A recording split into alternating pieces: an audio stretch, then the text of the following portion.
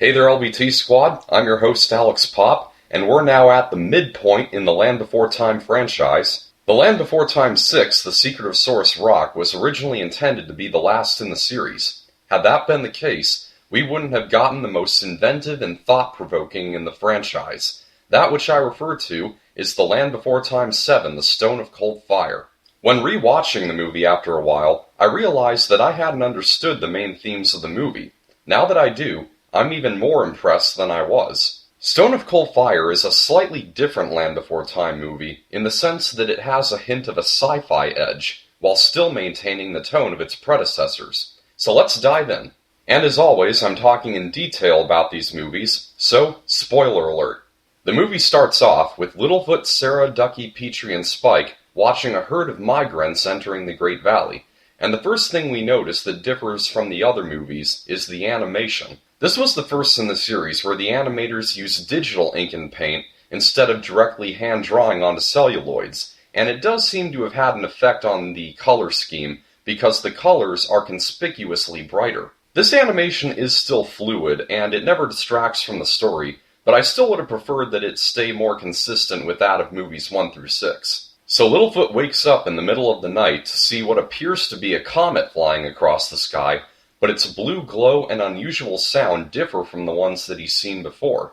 When he tells everyone about the strange rock, most of the Great Valley residents and visitors are skeptical and suggest that it must have all just been a dream. However, there are these two gallimimuses referred to as rainbow faces who came in with the migrants. They believe that Littlefoot has witnessed a mystical artifact known as a Stone of Cold Fire, which is said to contain magical powers or possibly be a message from beyond the mysterious beyond. This leads to the two strangers singing about broadening your limits of thinking and considering what could lie outside of your understanding. And I'll be talking more about these characters and their song later on. Also among the migrants is Torano, Petrie's uncle, brilliantly voiced by Michael York. Torano has secretly overheard the Rainbow Faces talking about the Stone of Cold Fire. Intrigued by the story, he plans to find the rock and take possession of the powers that it supposedly holds. So he asks Petrie to get the information of the rock's impact zone from Littlefoot. Petrie obliges, but Littlefoot and Sarah see through his uneasiness when he asks, and they both express their distrust towards Torano. This hurts Petrie, who wants to think the best of his uncle. Now Torano is a surprisingly three-dimensional villain, and an interesting one at that.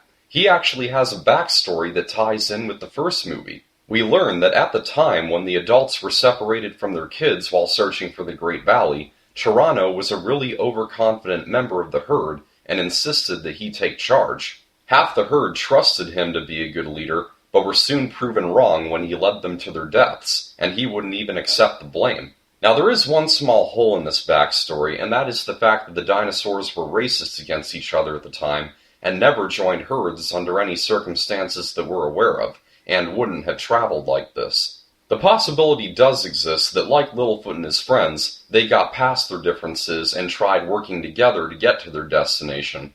Not entirely implausible, but they still should have elaborated on that. Torano is still determined to be the herd's leader and obtain the powers of the Stone of Cold Fire and reign over the Great Valley. When he and his henchmen Sierra and Rinkus catch Ducky eavesdropping on their plan, they take her captive as they start their flight to the Smoking Mountains, so that she can't tell anyone about their plot. But through it all, Torano makes an effort to take full responsibility of Ducky and assure her safety. And you kind of sympathize with Torano because he's trying to learn from his past mistakes, but at the same time, he's so driven by his urge for power that he's making new mistakes by holding Ducky against her will. And he even feels bad when they lose Ducky, and Sierra mocks him, saying that he should be used to his failures. And I'll also say that when Torano's on screen with Rinkus and Sierra, it is hilarious. Their constant banter and bickering is full of wit. Wow! There is one thing I will not tolerate, and that is violence. Then why are you hitting me?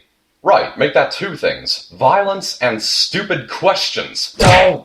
So the Great Valley finds out about Torano's plan from Petrie anyway, and Littlefoot gives the location of the rock, knowing that that's where Torano will be headed. However, as always, the grown-ups spend so much time arguing with Sarah's dad about how to stop Torano that it all comes down to the A-Team once again. Littlefoot and the others set out by themselves to save Ducky and find out the truth of the stone before Torano does. What makes the series' general plot device of the adults are lazy so it's up to the kids different here is that they now acknowledge it, as Littlefoot complains, "I told them where the rock is, why don't they go?"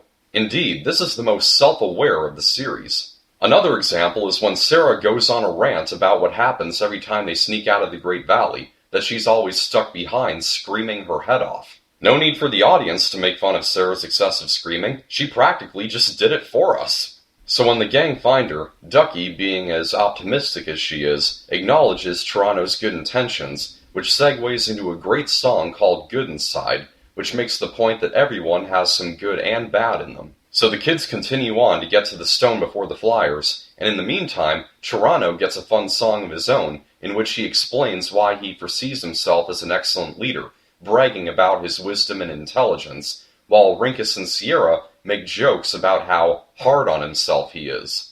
Meanwhile, Littlefoot and the gang make it into a cave in the base of the Smoking Mountains. There, they run into the Rainbow Faces, who are apparently following them. After an argument under their breaths, they both agree to give them a hand. So they direct the gang to a volcanic shaft, where they push a flat rock inside, and the kids get in while the Rainbow Faces let them take it from there. Shortly afterward, the steam inside the shaft builds and heats up until it has enough force to shoot straight up, pushing the rock with the kids on it through the shaft and to the top of the mountain. But when they find the stone, the Flyers show up at that very moment. Torano begins to speak to the rock to have it unleash its powers upon him, but with no response. It turns out to be just an ordinary flying rock, crushing Torano's hopes. But as the volcano begins to erupt, Ducky falls off the mountain, which triggers Torano's memory of another duckbill that he saw fall to her death when he tried to lead the herd.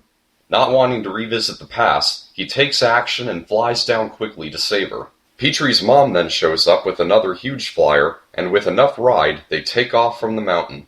Meanwhile, Rinkus and Sierra are still trying to get a response from the stone, but a secondary tube blows up from underneath them, sending them flying onto a rock ledge, where they lie with burns and bruises.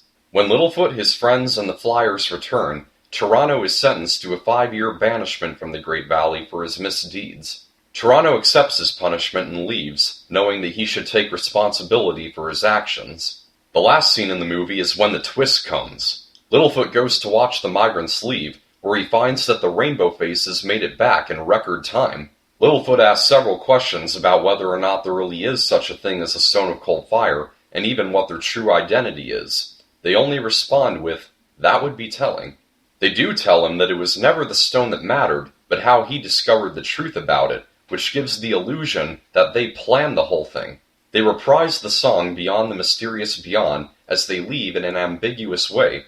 All we see is a beam of light as they disappear, and a ball of light that shoots off into the night sky. When the others show up, they ask Littlefoot what he was doing, and inspired by the words of the Rainbow Faces, he replies, "That would be telling." Now this is the high point of the movie because we never see exactly what the Rainbow Faces' true identity and intents were, leaving the thought open to your imagination. Now, how often do we see kids' movies that leave questions open for you to think about? That is rare. And as I drew my own conclusion to this mystery, it dawned on me that the purpose of ending the movie this way was to demonstrate the main theme, how fun it is to come up with your own answers to the mysteries of life in the universe without knowing for certain. And that's why this movie is a brilliant entry to the series. The plot is remarkably complex with its connections to the first movie and its brain-teasing twist. The songs are excellent, the characterizations are great, and most of all, it proves that kids' movies can actually have some effort put into the storytelling and actually make you think about stuff. The Land Before Time 7, The Stone of Cold Fire, gets an A. Why not an A+? Well, probably just for the animation, which, like I said, is good, just subpar to the other movies. Now let's go to 3 comment reviews from LBT Squad members. Gamer Rob said, Stone of Cold Fire was decent, aside from the flashback where Grandpa Longneck says they all came to the Great Valley together, contradicting the prejudices each herd had for one another in the first film. Other than that, it was nice to see a sympathetic antagonist for once, the songs were decent, and the story was interesting at the very least. I give it a C. Daniel Thibodeau said, I thought Stone of Cold Fire was good, the songs were decent enough, Michael York was the perfect choice to voice Torano. The only real problem I had with it is the adults treated Torano like this really bad guy, and I never saw that, even with the flashback they showed us. I will give it a B-. And Christy Carricker said, I thought the Stone of Cold Fire was one of the best of the series, from getting to explore Petrie's family, to the fact that it encourages people to question everything, to the awesome and complex villain Torano, voiced by Michael York, who also played the Antichrist in the Omega Code movies. I think they kind of poked fun at this by having Torano see himself as a messianic figure. I think his awesomely evil voice was perfect for the part. I also liked it that we got a look at the adults' journey to the Great Valley, though there were a few inconsistencies, like saying that they had always been a herd and made their decisions as a group. In the first movie, that really hadn't seemed to be the case. And I loved the song Beyond the Mysterious Beyond. I defiantly give this one an A+. Reviews range from mediocre to amazing, with enough high scores for the grades to average out to a B+. You thought it was great.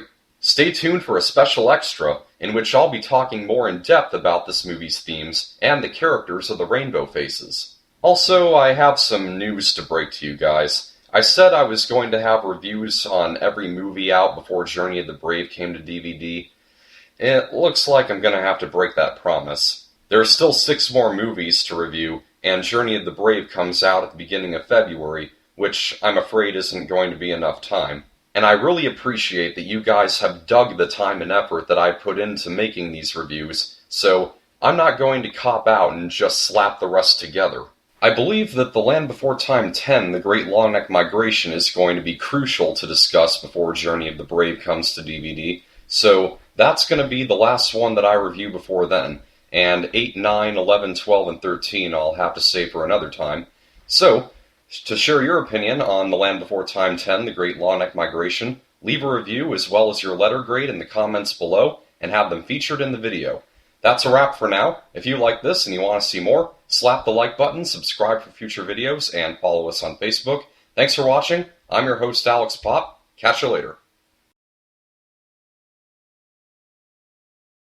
You know, Torano was really quick to start speaking to a rock. Considering Numbers chapter 20, Moses could have learned a thing or two from the guy. Am I right?